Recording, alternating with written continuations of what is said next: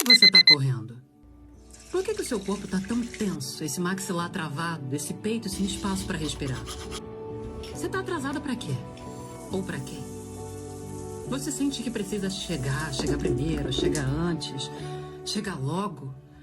Mas no fundo, você nem sabe para onde você está indo. É como se em algum momento você tivesse entrado numa corrida que não escolheu.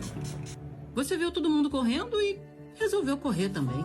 Talvez você ache que se correr bastante em algum lugar, você vai encontrar alívio.